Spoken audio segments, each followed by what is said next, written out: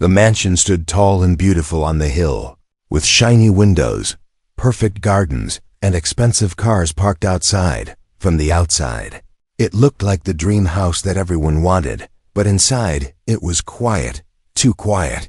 Not the peaceful kind of quiet, but the sad kind, the heavy kind.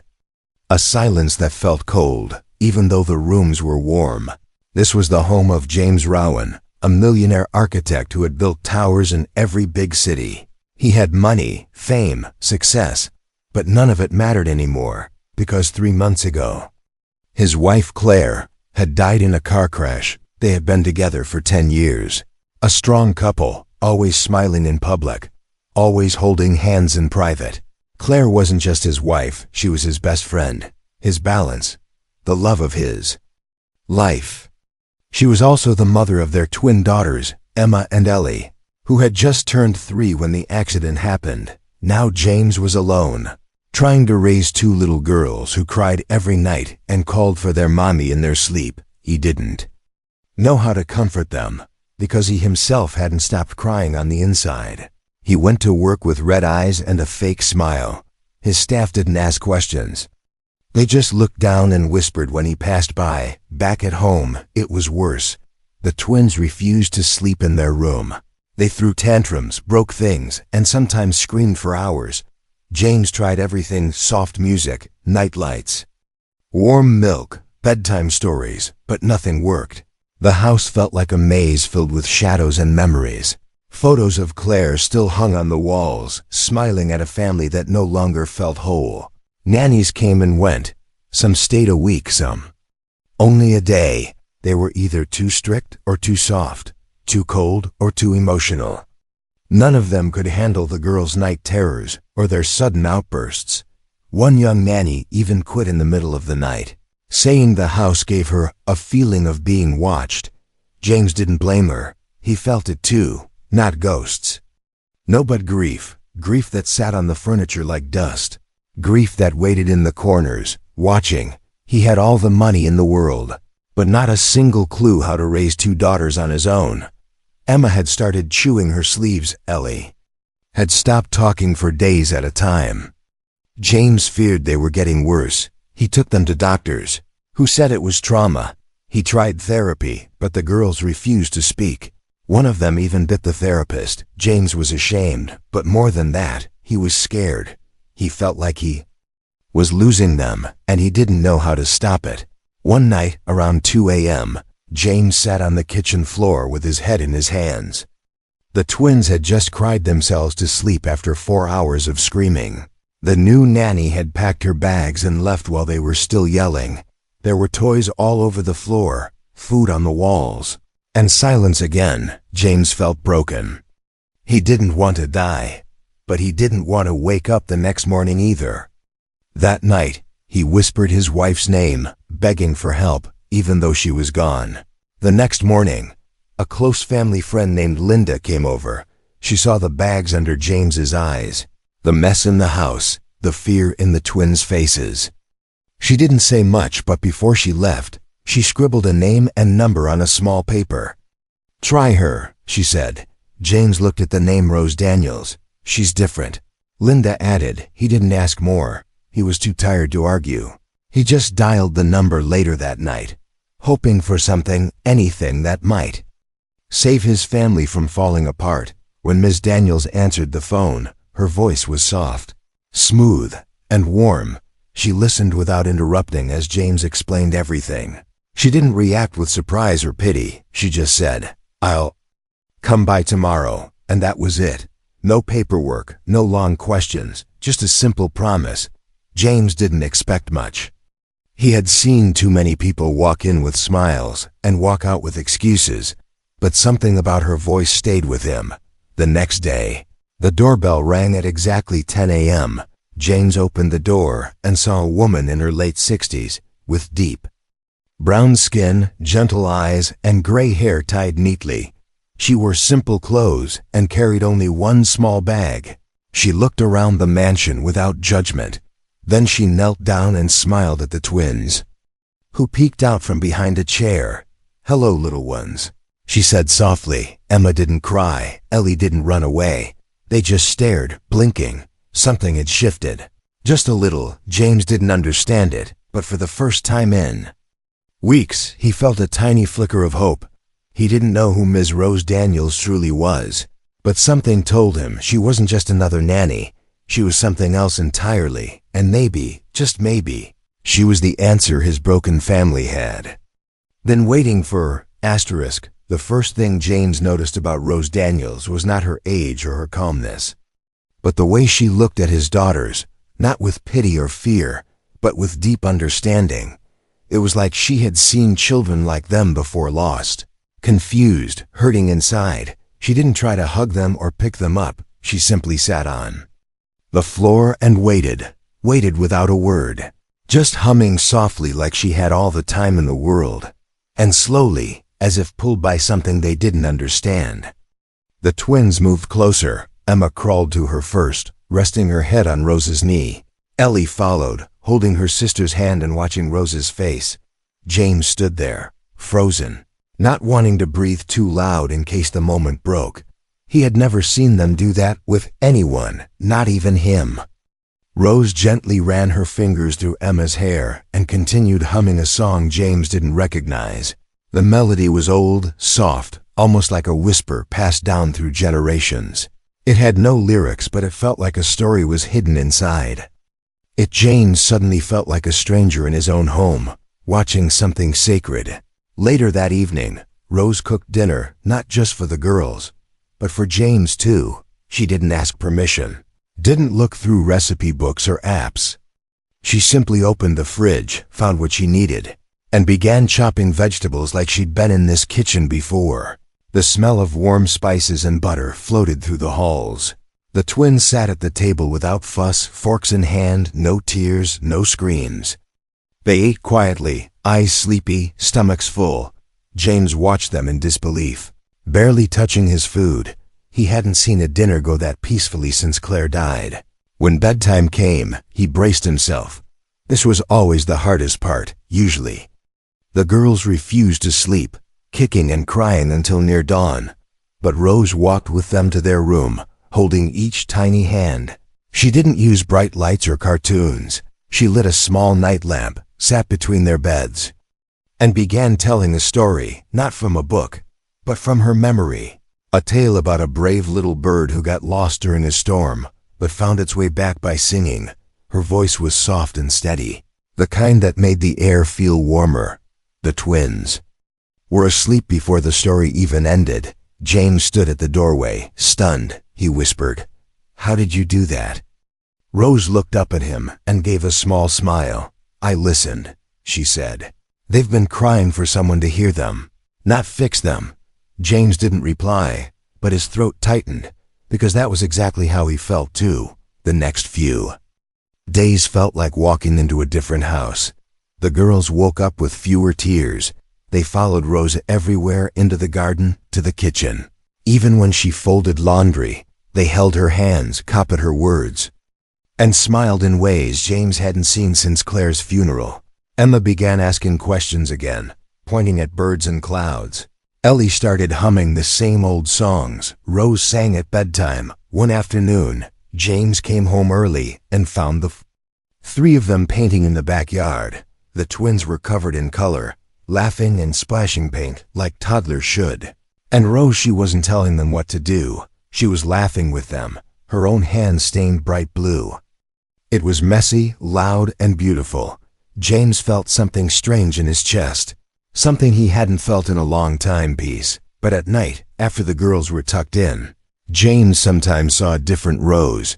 She would sit on the edge of her bed, staring out the window, holding a small, worn photograph. He never asked who it was. He didn't need to.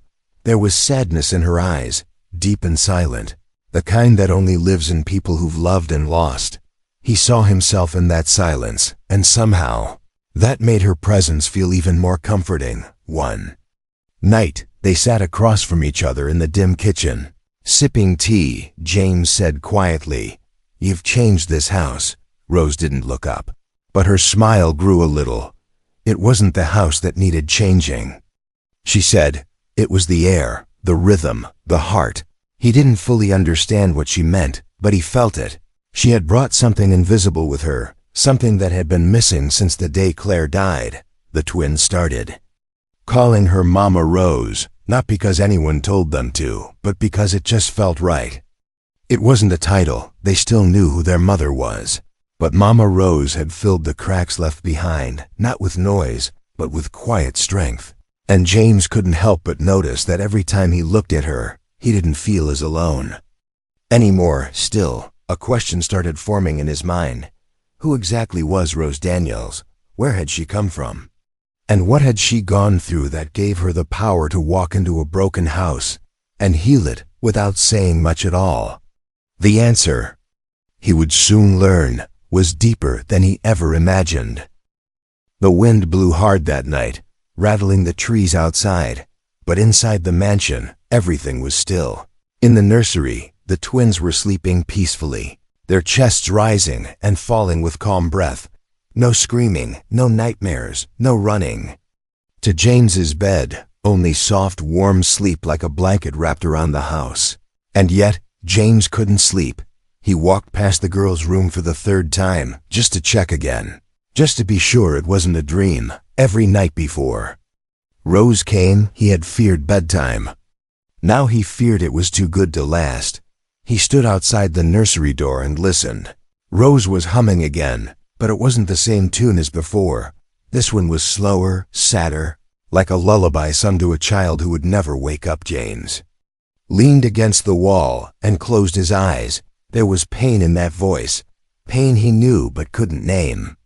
He didn't want to interrupt, so he waited in silence until the humming stopped. Later, as he sat alone in the kitchen with a cup of untouched coffee, he stared at the steam rising and thought about how fast everything had changed. He hadn't known peace in months, and now it was here, right in front of him, wearing an apron and telling stories.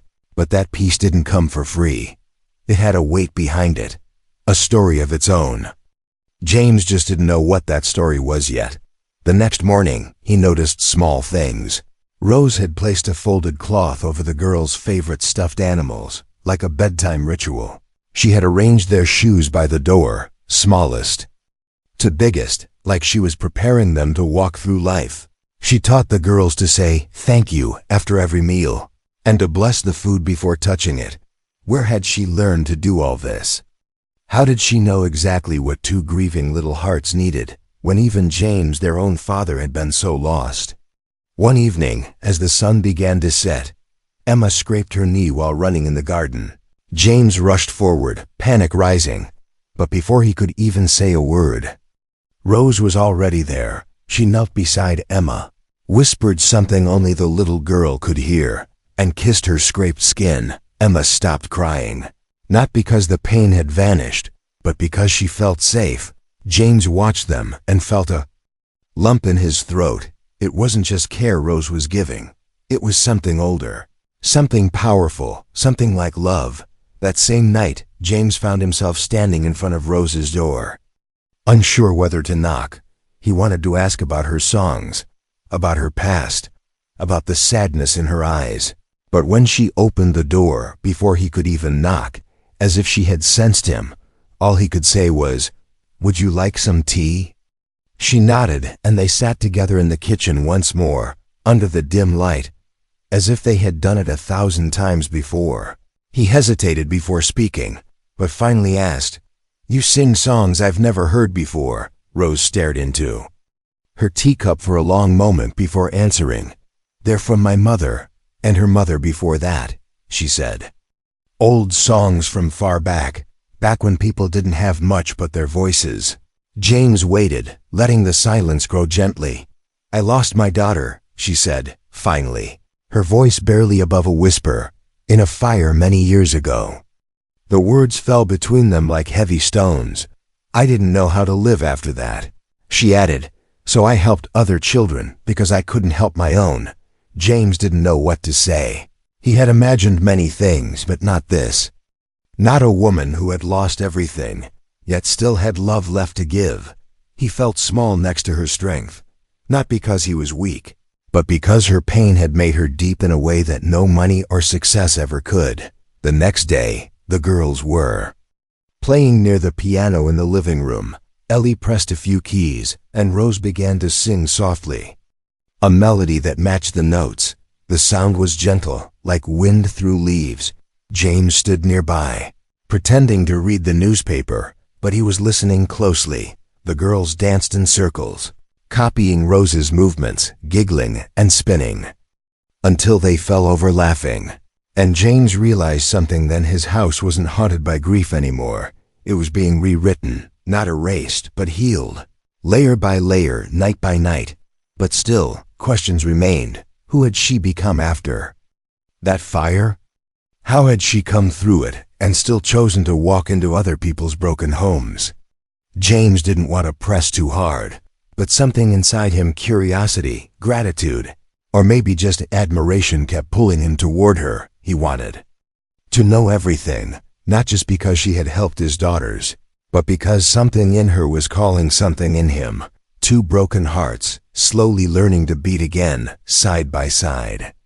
And as the moon rose that night, and soft humming once again filled the hallways, James sat on the stairs, listening, not as a father, not as a boss, not even as a grieving man, but as someone who, without knowing it, had started to heal too. The house was dark, except for a soft glow under the nursery door.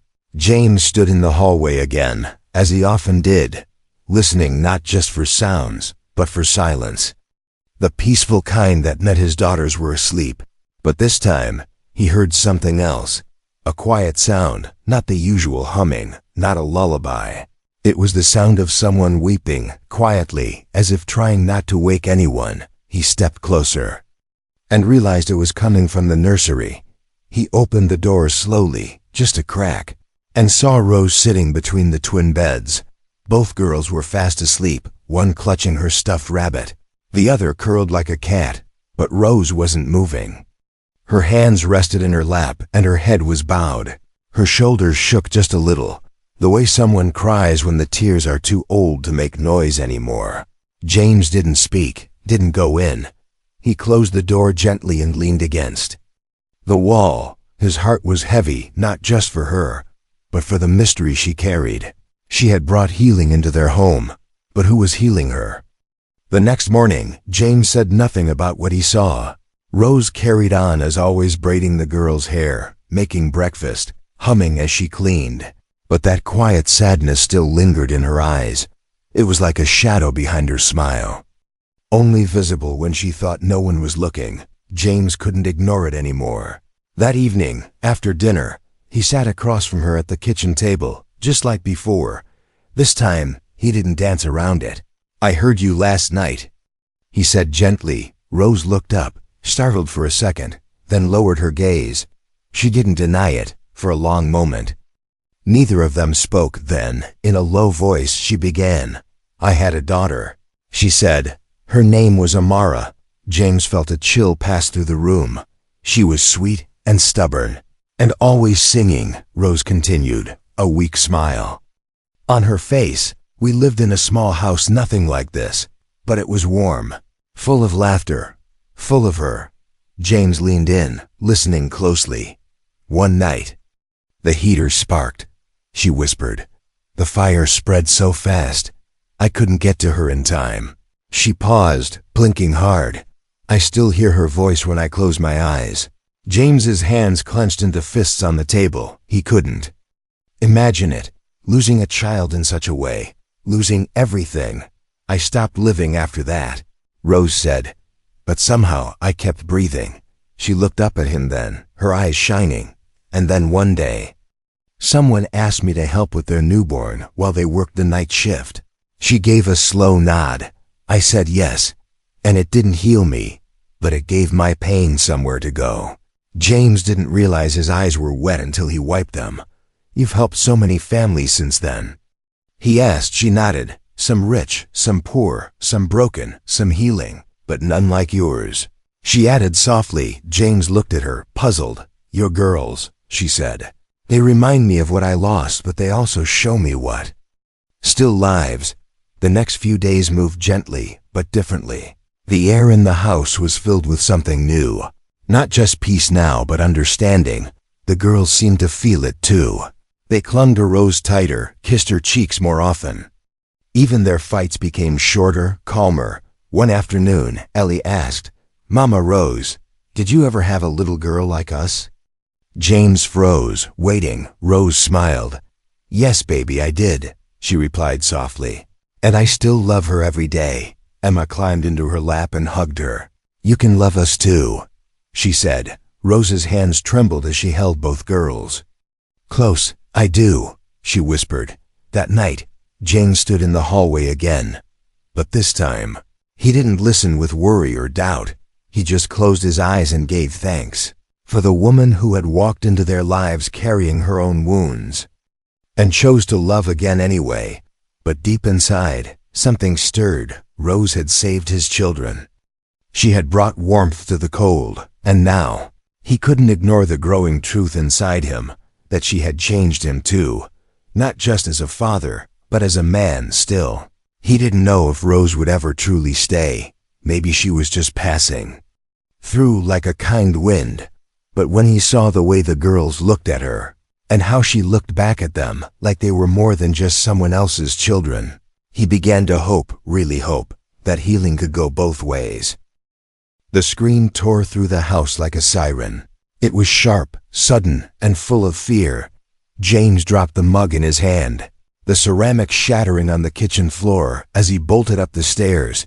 He didn't even have time to think. His body just moved, heart pounding like a drum in his chest. The scream came again, smaller this time, raspier. Emma. Something was wrong, terribly wrong. When he burst into the nursery, the sight stopped him cold. Emma was sitting up in bed, coughing so hard her small body shook.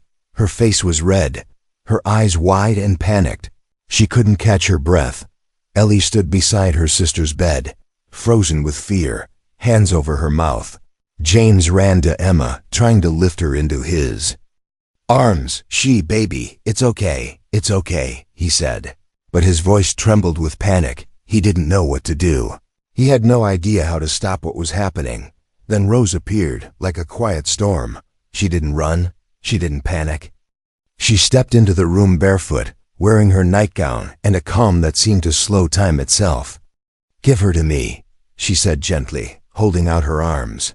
James hesitated for half a second, then handed Emma over.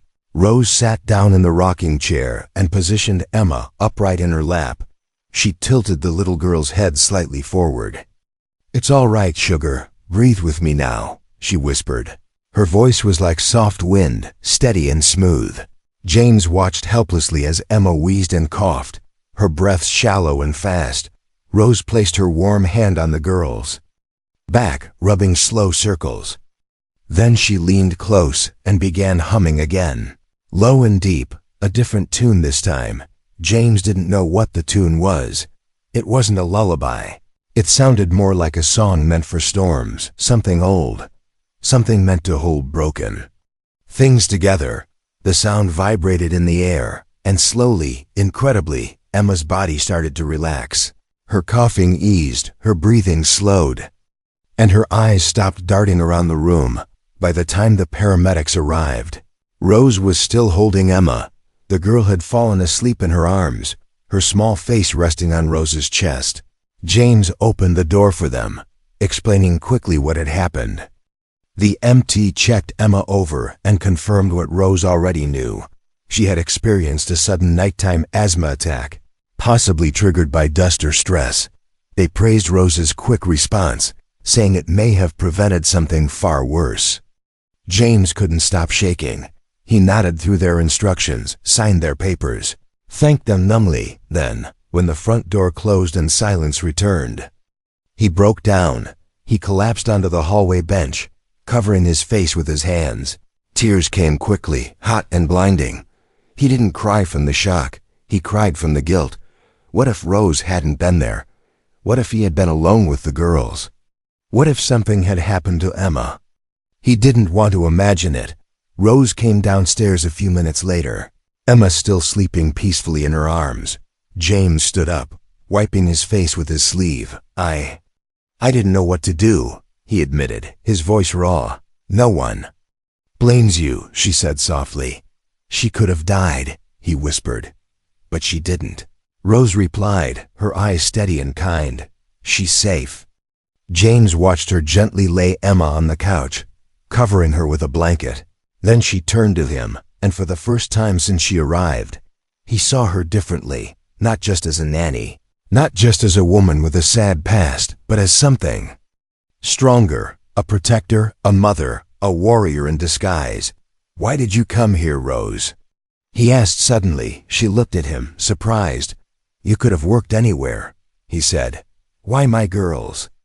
She paused, thinking. I go where I'm needed most. She answered. James nodded slowly. He believed her. And something deep in him wanted her to stay, not just for the girls, but for him too. That night, he sat on the stairs again, watching the glow of the nursery light under the door. The house was quiet, not from sadness, but from safety, the kind of silence that comes after a storm has passed. Ellie slept peacefully in her bed, her sister safe beside her, and somewhere in the house, Rose sat in a rocking chair, her eyes open, her heart wide. James knew then, without her, they wouldn't have made it through the night. She wasn't just someone passing through. She was the reason they were still whole. He didn't say it out loud, but in his heart, he made a silent promise to protect her the way she had protected them, to never let her feel alone again. Asterisk. They started whispering the moment the story reached the neighborhood. Not loud, not cruel, just soft enough to carry. Just loud enough to sting. It started with someone spotting Rose at the market with the twins, one in each hand, laughing, playful, calling her Mama Rose as if she had always been theirs. Then came a lunch party where James showed up, with Rose beside him, not as help, but as someone he spoke with quietly, smiled at without effort. He didn't introduce her in any special way, didn't explain her presence, but the way he looked at her said more than words ever could. By the next week, it was all over the private circles. She lives in his house. You know, one voice whispered. A black nanny, staying with a millionaire widower? That's unusual, another said, pausing on the word like it meant something else. It wasn't hate, not exactly. It was something colder. Something made of judgment and old beliefs that refused to fade. They called it concern, but it felt more like poison dressed up in pearls. James heard the whispers too, though no one dared say them directly to his face. He was a man of respect, a quiet power in the city, but even power couldn't shield him from whispers. He ignored them at first. He had more important things to worry about. 2 daughters now laughing again, sleeping peacefully, eating full meals. He had warmth in his home and laughter in his kitchen. And all of that had begun the day Rose Daniels walked through his door. But it wasn't just the gossip that started to eat at him. It was the doubt in Rose's eyes. One afternoon, he caught her standing by the window, holding a clean sheet in her arms, frozen. She wasn't looking at the garden or the flowers.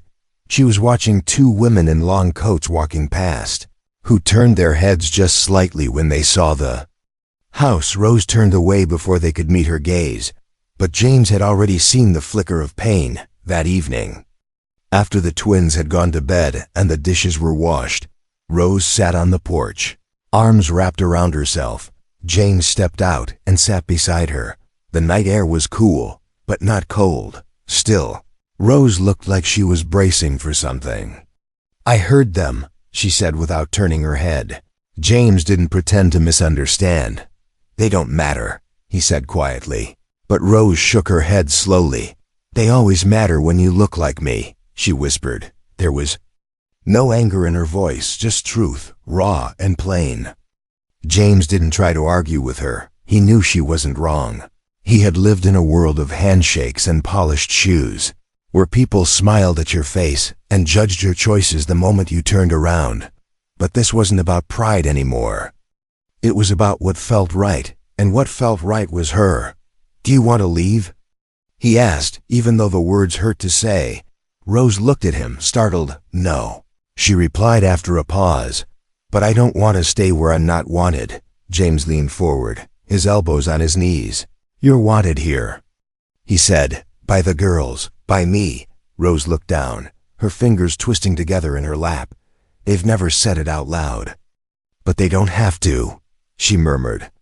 I've seen the looks, the questions behind their smiles. The silence between them stretched out, filled only by the sound of distant crickets and a gentle wind brushing the trees. James spoke again. Softer this time. If you're waiting for the world to approve of us, he said, we'll be waiting forever. Rose turned to him, her eyes tired but open. What are you waiting for? She asked. James met her gaze and said, without hesitation, I'm waiting for you to believe you belong here, just as much as anyone. The next morning, something small but powerful happened. At breakfast, Ellie spilled her milk, and Rose instinctively reached for a towel. James reached for it too, and their hands touched. Just a brief moment, but he didn't pull away, and neither did she. The twins didn't even look up. To them, it wasn't strange. It was just love, growing in plain sight. Later that day, a neighbor dropped off a basket of fruit. Inside was a card, no name, no message, just one sentence. She's not your wife. James read it twice before quietly crumpling it and dropping it in the trash. When Rose saw him standing there, she didn't ask. She didn't need to, that night. She almost told him she would leave. She had packed a small bag just in case. But then Emma crawled into her lap and whispered, You smell like home. And Ellie said, If you go, we'll come too. Rose cried silently into their hair and unpacked the bag, one folded dress at a time. The suitcase sat by the door like a silent threat. James saw it the moment he walked in. Brown leather, slightly worn, zipped and ready. It was the same one Rose had carried when she first arrived, but now it looked heavier, not because of clothes, but because of goodbye. He stood there for a long moment, not knowing if he should call out to her or pretend he hadn't seen it. His heart raced with questions, and yet he already knew the answer. She was planning to leave. Upstairs, laughter filled the nursery. The twins were playing dress-up, their voices light, unaware of what was coming. They had no idea that the woman who had become their second mother had packed her things again. James walked up slowly and found Rose sitting on the edge of the bed, brushing Emma's hair with soft, steady hands. She looked peaceful, but her eyes didn't shine like before. There was something missing behind them. She knew he had seen the suitcase, and he knew she was waiting for him to ask. I was going to talk to you after bedtime, she said quietly. James nodded, his throat too tight to speak. I thought maybe it's time, she continued, her voice calm but strained. I've stirred too much attention. James looked at the twins, now playing with hair clips and giggling as they covered Ellie's face in stickers. They love you, he whispered. Rose gave a small smile. That's what makes it hard, she said, after the girls had fallen asleep. James met her in the hallway, where the suitcase waited like a decision already made. I don't want you to go, he said, his voice more fragile than he meant it to be. She looked down, fingers tightening on the handle. I didn't come here for forever, she replied softly. But you became it, he said, taking a step closer. You came when we needed you most, and now I can't imagine this house without you. Rose didn't speak, but the tears in her eyes said she felt the same. Still, she was scared of overstaying, of being misunderstood, of hurting the very family she had helped heal. She didn't want to break what she had just helped piece together. I can't be someone I'm not, she whispered. James stepped closer, his voice firm. I don't want you to be anyone else. I want you here, not as a nanny, not as help. He paused, his next words heavy but full of truth. But as family. She stared at him, eyes wide, lips trembling. It wasn't a romantic moment, not the kind in movies with music playing and perfect timing. It was raw, honest, and trembling like a child's first step after a long fall. I'm not your wife, she said gently. No, James agreed. But you are something my daughters call Mama, and I'd be a fool not to see what that really means. She took a deep breath, then another. Her heart felt heavy, but in a way that said she wasn't alone anymore. "I've carried so much sorrow," she said. "I didn't think there was space left for love." "There is," James said. "It's right here." The next morning, the suitcase was gone, not because she left, but because she had unpacked it again. The dresses were back in the closet, the soft shoes tucked neatly under the bed. At breakfast, the twins didn't ask questions. They just noticed Rose smiling a little brighter, and that was enough. Emma reached across the table and held her hand. Ellie did the same. They didn't need to know what had been decided. They already understood the truth. Later that day, James took a walk through the garden, where the flowers Rose had planted. With the girls were starting to bloom, sunlight poured over the petals like warm honey, and he thought to himself how strange it was that healing could look so much like spring. It didn't erase the winter they had survived, but it made them believe again. Believe that joy wasn't something that died with loss, but something that came back in different forms, wearing different names. That evening, they sat together on the porch, watching the girls chase fireflies. James glanced at Rose and said softly, "I thought I had nothing left to give after Claire." Rose nodded. "I thought I'd never receive anything again after Amara." They sat in silence, letting those names float between them like petals. In wind, not forgotten, not erased, just held gently, side by side. And then James said something he never expected to say. "You don't have to love me, Rose. But if you do, even just a little, I'd stay by your side until the last of my days." She didn't reply with words. She just reached over and held his hand. Not tightly, not with fear, but with quiet strength. The porch light flickered, the girls laughed. And somewhere in the distance, an old melody began again, Rose's voice, humming softly into the night, not for sleep this time, but for hope. For family, for something finally blooming after so much pain. Asterisk, the smell of fresh bread filled the house. Sunlight spilled across the kitchen floor. And the sounds of small feet running down the hallway echoed like music. Laughter came next, pure, high-pitched, real. Not long ago, this house had been a place of tears and silence.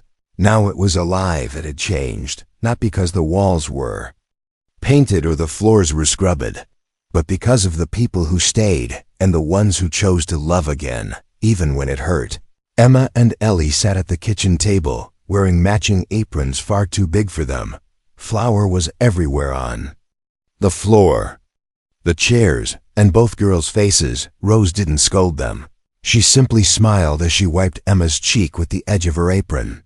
James walked in, still tying his tie, and paused in the doorway. For a moment, he didn't speak. He just watched, letting the scene wrap around his heart. He used to dread coming home. The quiet was too loud, the shadows too long. Now it was his favorite place in the world. The office could wait. The phone could ring all it wanted. None of it mattered more than what was in front of him. Two girls with full hearts and messy hair, and a woman who had stitched his family back together with nothing but patience and love. That evening, there was a dinner, a small one, just a few close friends, not a grand event, not a statement to the world, just warmth, laughter, and comfort. Food passed around the table. The girls sang a silly song Rose had taught them, and everyone clapped along. No one whispered this time. No one looked at Rose like she didn't belong. She had become something so natural in the home that to question her place now would be like questioning the sun. After the guests left and the dishes were washed, James stood on the back porch watching the stars. Rose joined him quietly, bringing him a cup of tea. They didn't speak at first, just stood side by side like two souls that had finally stopped drifting. Then James said, "Do you remember the first night you came here?" Rose smiled. "You looked like a man who hadn't slept in years, and you looked like someone who carried too many memories." He replied. "We were both right," she whispered. He turned to her and said, "I've written something." She raised an eyebrow, curious. He pulled a small folded paper from his pocket and handed it to her. It wasn't a love letter, not exactly. It was a promise. A quiet list of all the things he was willing to give: time, patience, partnership, and a place where she would never again be just passing through. Tears welled in her eyes before she reached the end. She didn't speak, but James didn't need her to. Her hand reached for his strong and sure, and that was all the answer he needed. Weeks passed, and things settled into rhythm. The girls began school, proudly showing their teacher the family picture they drew: two sisters, a father, and a brown-skinned woman holding their hands. They called it "our real home" at Parent Day. The teacher had tears in her eyes when she saw it. James never officially proposed, not with a ring or a crowd. He simply started saying "we" instead of "me," started introducing Rose, not as our nanny, but as part of our family. And when someone asked directly, "So what is she to you?" he looked them in the eye and answered, "She's the reason we survived." Rose never wore a wedding dress, but she wore joy. She wore peace in her eyes and love in her voice. And that was enough, more than enough. One afternoon, Emma fell asleep in Rose's lap again, like she used to in the beginning. Rose stroked her hair gently, humming a song that didn't belong to any country or language. It was just a song made of healing, made of home. James sat beside them, his arm around her shoulders, and as the sun dipped behind the trees, casting golden light across the room, he said softly, "We're going to be okay, aren't we?" Rose nodded, her voice barely above a whisper. "We already are." And so the house that was once filled with sorrow became something new, not perfect, not untouched by pain, but real, full of second chances, full of small hands, quiet songs, and a love that didn't ask for permission. It simply stayed.